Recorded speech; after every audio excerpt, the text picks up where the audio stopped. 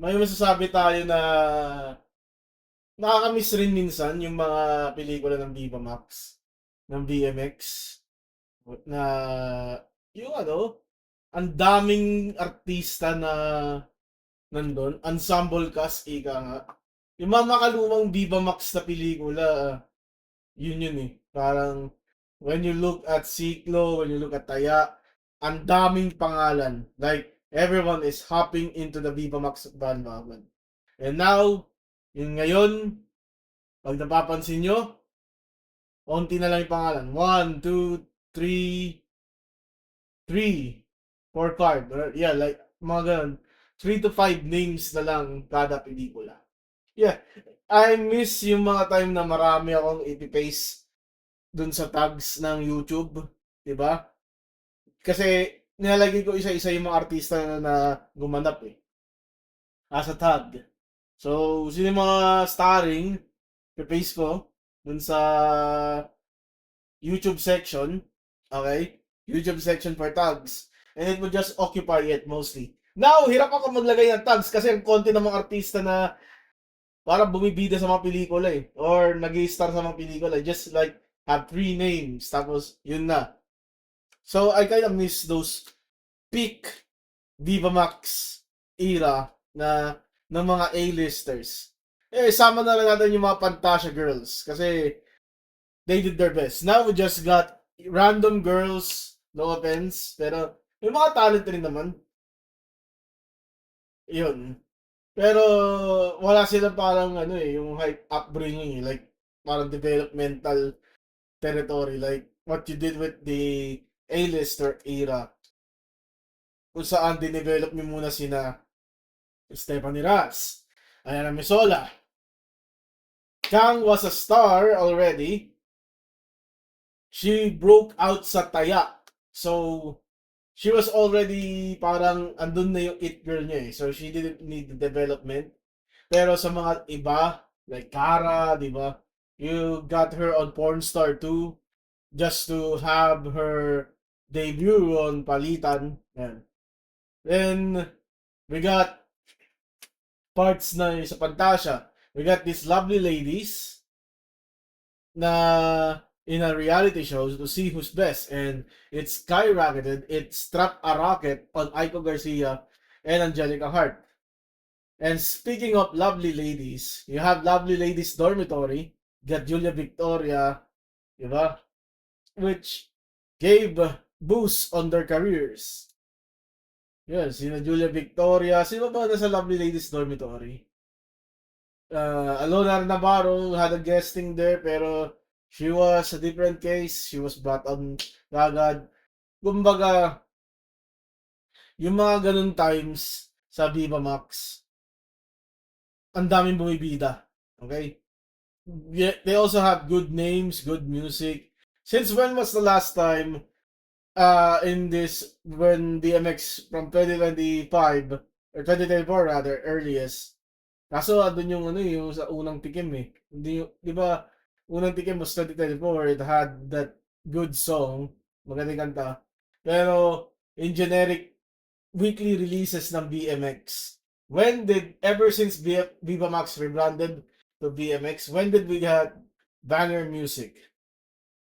When did we last heard Because and doing ano yun? Gusto kita na mapasakit kahit na mali. Yung ngayong gabi. Sana'y matupad, di na madali. Hinakaw natin sandali. Gusto kita mapasakin kahit na mali. Katabi ka na matagal, hindi lang ngayong gabi. Hiling ko sana'y matupad, di na madali. Gawin natin lagi, nakaw natin sandali. O kaya yung isa, paano kung hindi? Yung mga ganun kanta, we miss that. You miss those brand storytelling. I miss that. Okay. That was my mini rant. Okay. We're here to go for cheating vibe. 1, 2, 3. 3 casts. Okay. We also had 2 people, Primo Angeles and Mana Moranan. Hindi ko alam kung sino sila, pero yan. Yeah, Primo Angles, Forecast. Hindi pa nila sinama si Kapitana. And, yun. It's a story about Elena, played by Alison Ross. Yung kanyang joga, medyo may stretch marks, so I guess they're fake. Operated. And then Cesc Garcia, who was the flattest person sa Pantasya. Pero, di man fake yung boobs niya, pero nagkaroon na siya ng boobs. Ayun. So, siya si Sarah. Nangupahan siya sa renta ni Elena sa on the behest ng kanilang kapitana, si Mara Maranan. At dahil silang dalawa yung nasa bahay, nagka-developan sila. That's like the first arc, first half ng film na to. Pre-Julian. Sino si Julian?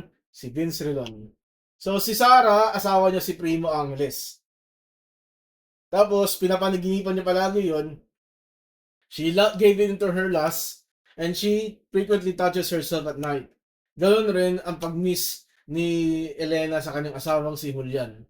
At dahil doon sa kanilang panghuli sa asawa nila, ayun, nagkaroon sila ng relasyon. Then we go to the Julian arc, or the post-Julian, dumating si Julian, bulag, isa siyang seaman, tulad ni Primo Angeles.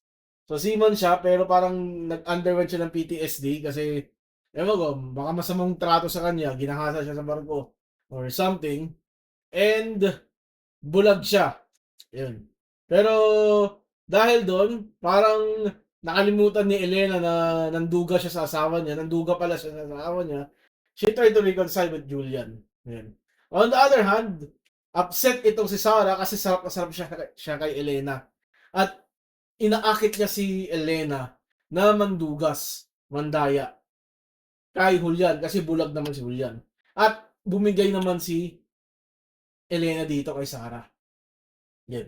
Ginawa nila, binigyan nila ng cellphone nito si Julian para pakinggan, may headset pa.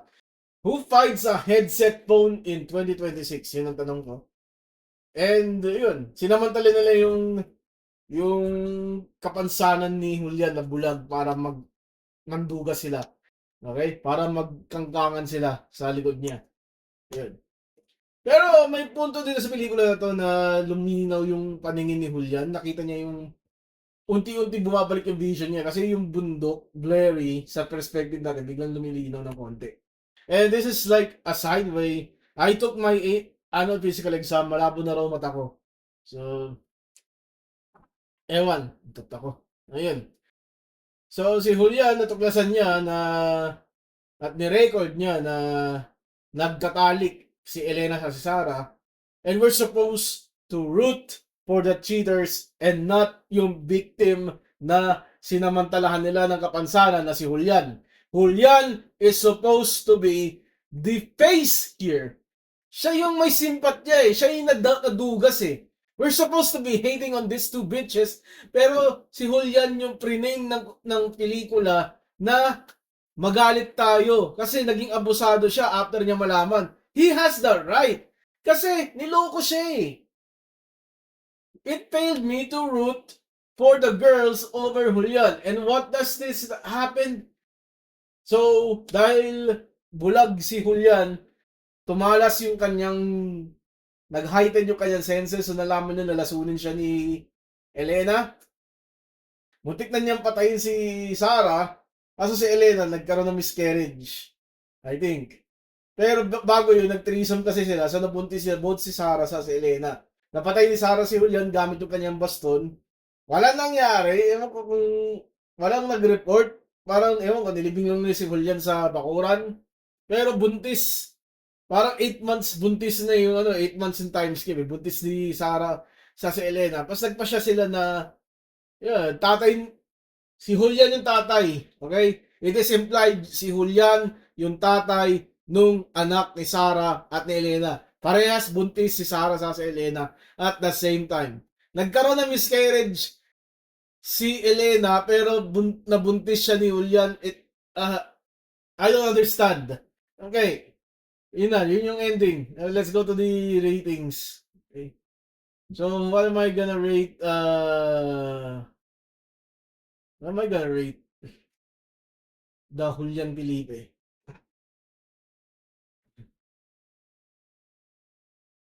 I'm gonna give The Cheating Wife smack bang in the mid. It's a fine movie, I guess.